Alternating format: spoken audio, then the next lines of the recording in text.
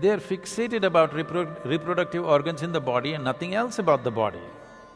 So if you say body, they're only thinking of a few body parts.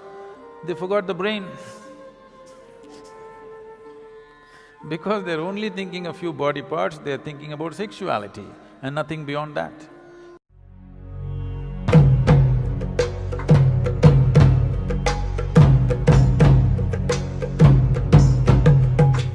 When you say Tantra, one has often heard the term tantric, and and there's various kinds of things floating around about it. Can you just shed some light on what essentially, is there something like a dark arts or what? Most of the existence is dark art.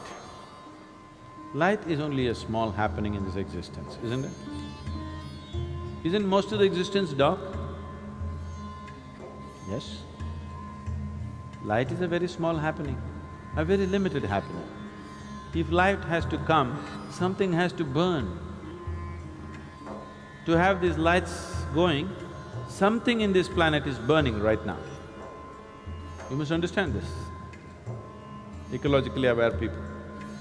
To have all these dots of light, something is burning somewhere. We say the bulb is burning, that is also burning, but something else is burning to keep this burning, isn't it? This is the way of the light. Whether it's the light bulb or the sun, something is burning. Whatever is burning is bound to get over someday. Yes?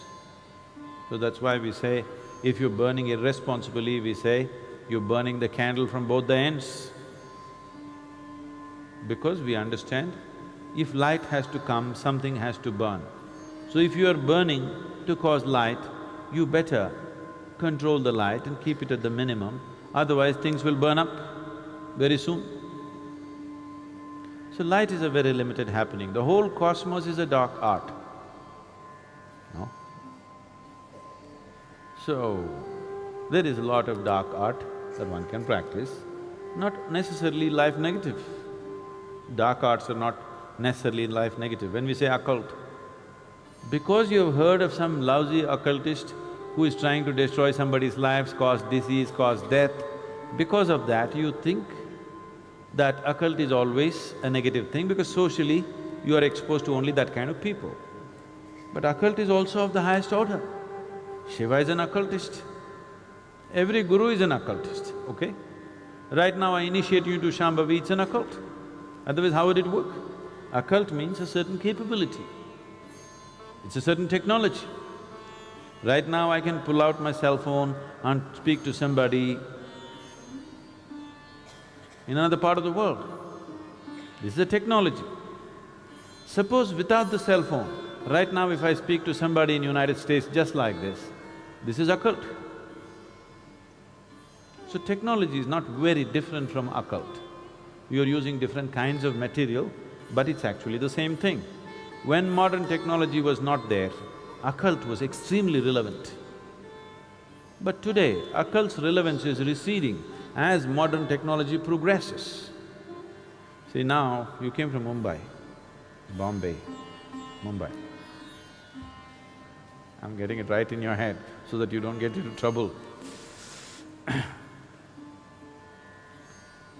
Suppose 1,000 years ago, you heard of Sadhguru in Coimbatore, but your heart is longing, you want to go. But Mumbai to Coimbatore walking and coming, not a simple journey. If you venture, you don't know whether you'll again go back to Mumbai or not. You don't know what to expect on the way, you may never make it. So, you sit in Mumbai and, oh Sadhguru, please reach out to me, I cannot come, please.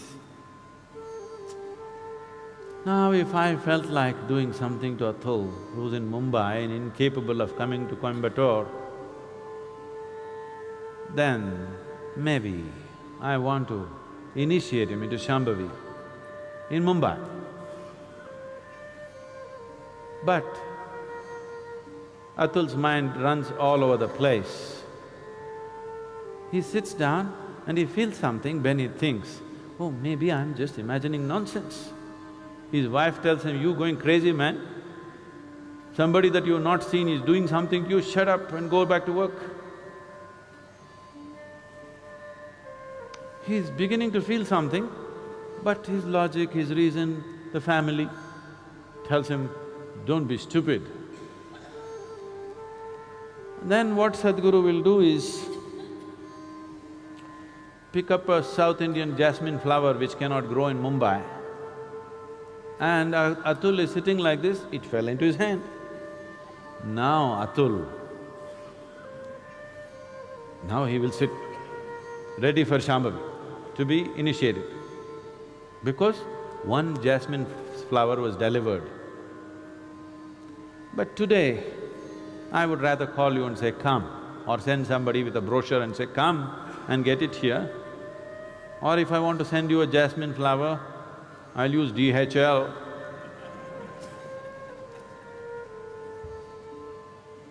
So modern technology is making occult obsolete, but I want you to look back 1,000 years ago, just see the immense value of occult. Yes? 1,000 years ago, just imagine you were in Mumbai and I'm still in Coimbatore, you wanted something from me. Imagine the value of occult, isn't it? So, today the value has receded, so all kinds of charlatans are doing all kinds of nonsense. Occult need not necessarily mean negative. Now, the English word occult doesn't clearly specify what is it that they're calling as occult. Recently, someone asked me a question in the Samyama, I think. It seems some guru, he said, Tantra is just a way of getting over what? Obsessions. Just getting over obsessions. This is nonsense. We need to, unfortunately, today, redefine the word Tantra, because it's been distorted by people. First, let's understand this. The word Tantra means a technique or a technology. But because the Tantra that you're hearing of is a rebound from the American coast, you think Tantra means unbridled promiscuity. No, Tantra means extreme discipline. It's not unbridled promiscuity, it's extreme discipline. Learning to use your body and your mind like you would use some other outside instrument. Like how you would use your computer or a screwdriver. Like that, you learn to use your body and your mind. It takes enormous discipline, not promiscuity, not looseness. Tantra is not things, the books they have written largely by Western authors, all kinds of things. No, tantric texts are of extreme discipline, not of any kind of looseness. Because they're talking about the body, and right now the modern societies, if you say body, they're fixated about reproductive organs in the body and nothing else about the body. So if you say body, they're only thinking of a few body parts, they forgot the brain. Because they're only thinking a few body parts, they're thinking about sexuality and nothing beyond that. It is about learning to use the body like a phenomenal mechanism, and it is. If you do not know how to use it, what will you do here? If you do not know how to use your physical self and the energy behind it, what will you do? You will have no impact on anything. So this is Tantra.